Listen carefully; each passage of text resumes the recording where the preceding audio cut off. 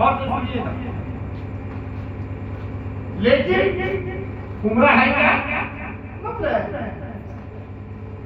80-85 लाख रुपए करने और आप उम्रा करेंगे 80-85 लाख का तो कितना किया भाई, जैसी जो नहीं पैसा नहीं होगा, लेकिन नफ्ल ये नफ्ली बात है, करेंगे तो सवाब, नहीं करेंगे तो गुनाह। इसमें बेचारा वो आदमी जिसकी दिली तमन्ना थी कि मक्कातुल मुकर्रमा देखे, मदीनातुल मुनव्वरा की प्यालियों में जाके टहले, मदीना की पहाड़ों को देखे, मदीना के सुबह शाम के जंगलों को देखे, सुनहरी जाली की जाए और मुस्तफा पर हाजिर हो जाए, कोई तमन्ना पाले था। इस नफ्ल के बहाने अल्लाह ने उस मुकाम की ज़ियारत की तौफीक लॉटरी लग गई। इसके लिए जो बेचारा मिडिल क्लास का आदमी, कम क्लास का, मिडिल वाला, लेकिन जो लोग साहब हैसियत है उन पर हज फर्ज, उन पर तो से बोलिए उन पर हज फर्ज है, हज फर्ज है, इसको अल्लाह ने फरमान बनाया, उस पर हज फर्ज है, उसको उस फर्ज की अदायगी उसके मखसूस दिन में करना है। उम्रा जब चाहे तब करना, उम्रा जब तबीयत चाहे तब करना, किसी महीने में करना, कोई दिक्कत नहीं। लेकिन हज के लिए जो मखसूस दिन है उसी दिन में आपको हज करना। जो लोग साहब ऐसे, अब हज का पैकेज सुनिए, हज में जाने वालों के लिए कुल लागत 4,80,000। एक आदमी कितना खर्चा है? 4,80,000 2024 वाला कितना है? 4,80,000 4,80,000 एक आदमी, तब वो हज की अदायगी है। उम्रा में 85,000।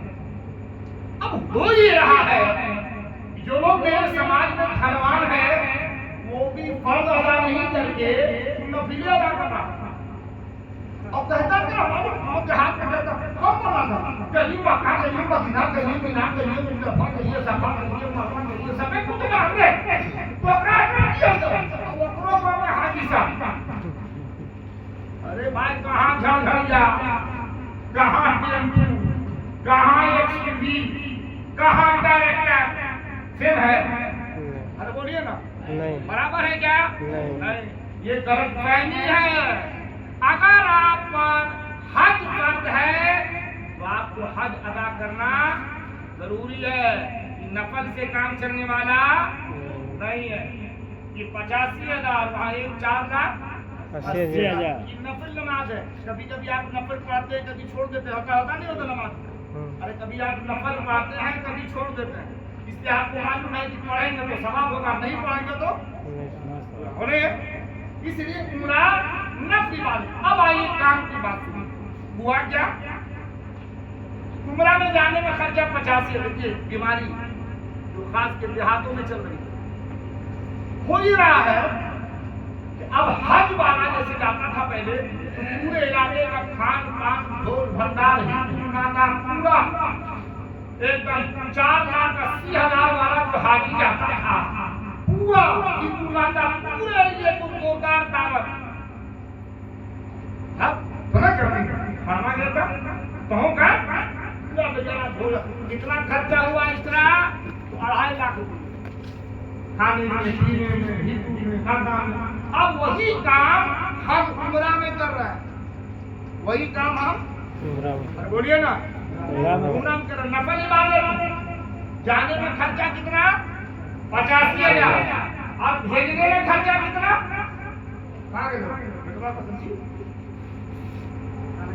खाना खिलाने। अब पूछेंगे कि 85,000 रुपया जाने में, आज हाजी बेचारे उम्रा में जाने के पीछे खर्चा कितना हुआ? तो हर आदमी से भी हमको अंदाजा लिया है कि 1.5 से 2 लाख रुपया बेचारे को भेजने में खर्चा। बंद कीजिए ये नौटंकी। आप कोई नहीं बोलेगा दूसरा मोदी, किसी के औकात की बोलेगा, कौन बोलेगा भाई, किसको मुसीबत बोलेगी। मैं कहता हूँ उम्रा नफ्ल है, इतना आसान कर दो कि हर आदमी दिल में ये तमन्ना पाले कि हम उम्रा नफ्ल अदा करेंगे और सस्ते में मक्का मुकर्रमा और मदीनतुल मुनव्वरा की सैर करके वापस आ जाएंगे। सस्ता होगा तब ना। अब इसको इतना महंगा कर दीजिएगा वो डर से जाएगा उम्रा में। अरे बाप रे कितना खर्चा कर तो, अरे हमारा जहाज जाता 3 लाख कितना 3 लाख मैं जुटाएगा। आज हमने बहुत सारा काम ऐसा ही किया। शादी का मौका है ना, अल्लाह के नबी ने फरमाया निकाह को आसान करो। अल्लाह के नबी ने क्या फरमाया, जोर से बोलिए ना, निकाह को आसान करो। मेरे नबी ने फरमाया निकाह को आसान करो। हम लोग जैसा पापी निकाह को मुश्किल कर दिया, निकाह को महंगा कर दिया, मुश्किल कर दिया। किया नहीं किया? कौन किया? हम लोगों ने किया। जानबूझकर हम लोगों ने अपने ऊपर जुल्म कर लिया। शादी का मतलब है एकदम 4-5 दिन से भोज भंडार शुरू, जितना हिंदू नाता में सबको एकदम नई का कपड़ा पहनाते जाओ, तो कहीं हम कपड़ों में नहीं मिल रहा। आपसे मेरी गुजारिश है, इस्लाम इतना पाकीज़ा मज़हब है, ये अंदर इस्लाम में आपकी सच्चाई है। आप फरमाया ला इकराह फिद्दीन, इस दीन में कोई जोर जबरदस्ती नहीं, ये दीन तो बड़ा सहल है, ये दीन बहुत आसान बनाया अल्लाह ने इस दीन को बहुत आसान और सहल बनाया, बहुत आसान बनाया। लेकिन हम लोगों ने उसको बहुत मुश्किल बना दिया।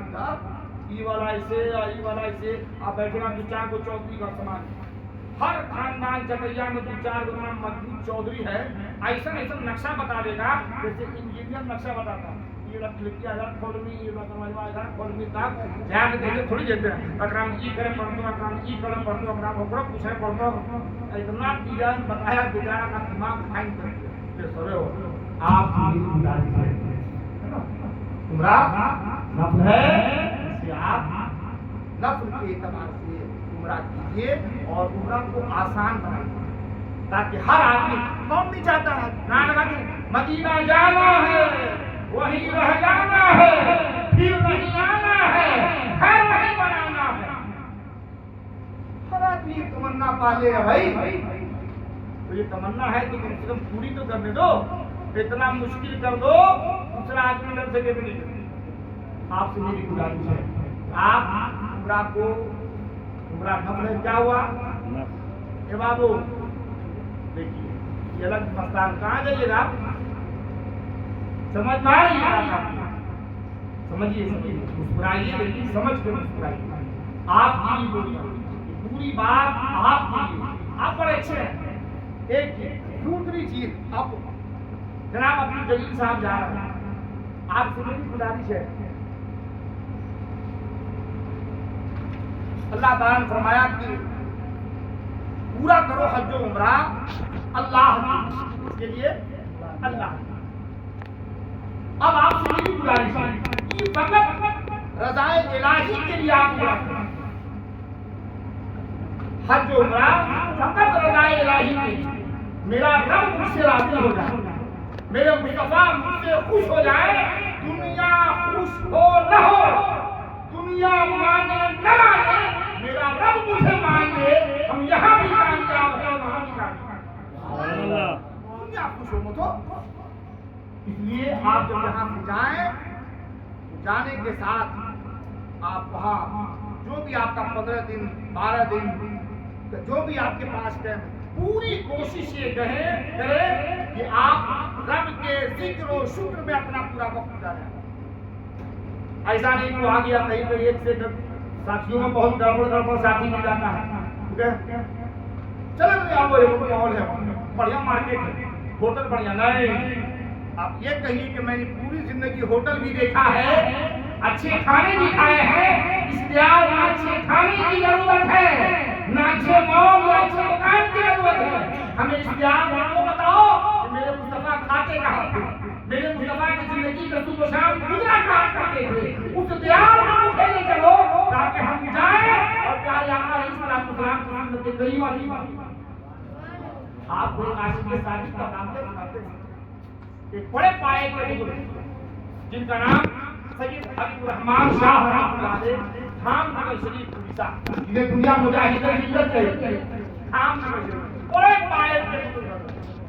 जब आप हज के लिए वहां से गए, जाने के बाद जैसे आप जिद्दा पहुंचे, जिद्दा पहुंचे आपने अपने पैरों से चप्पल निकाल कर फेंक। देखिए एक सच्चा आशिक, जैसे आप जिद्दा पहुंचे आपने अपने पैर से चप्पल निकाल कर फेंक दी।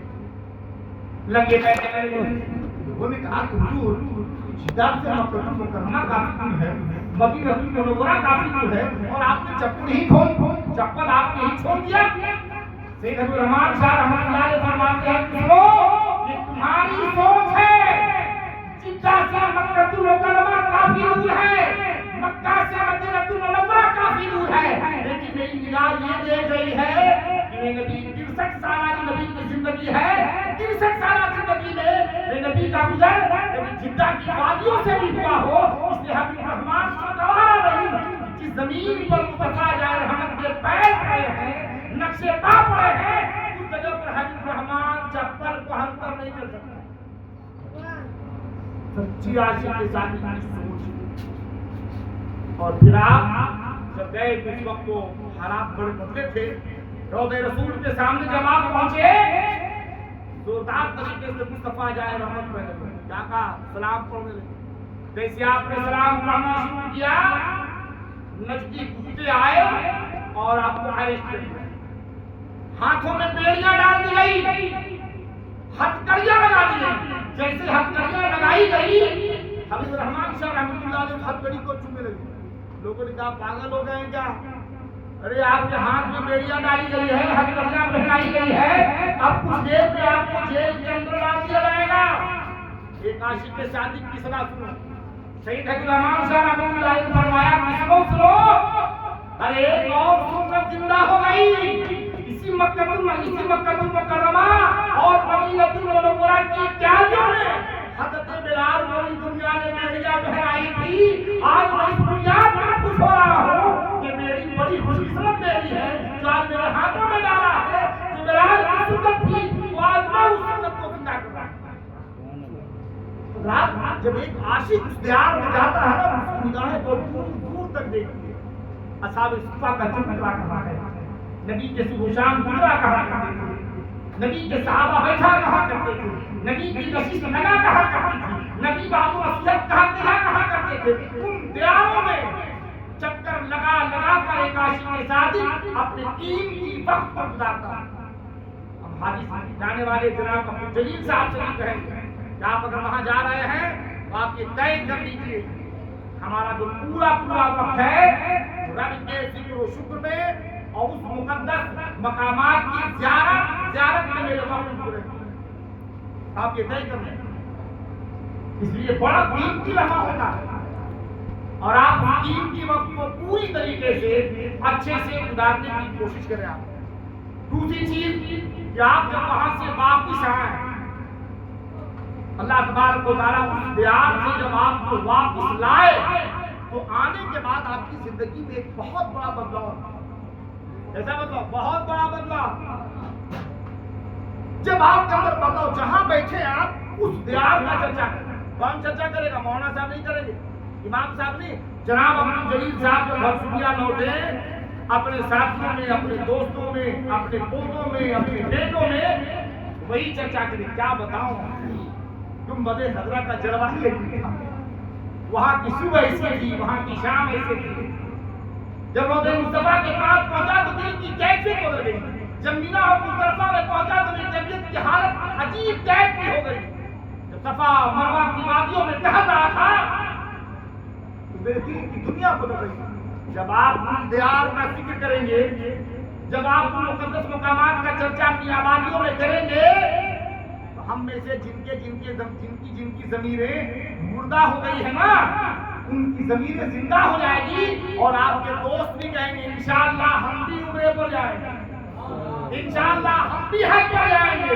बताइए अब्दुल जलील साहब वहाँ की सुबह कैसी थी, बताइए अब्दुल जलील साहब वहाँ की शाम कैसी कैसे थे, रोज़े रसूल का जलवा कैसा था, गुम्बदे खज़रा की छाव कैसी थी। जब आप उन तमाम चीजों का जिक्र करेंगे हम दुनिया में एक नहीं न जाने अनेक लोग ये कहेंगे मदीना जाना है, वही रह जाना है।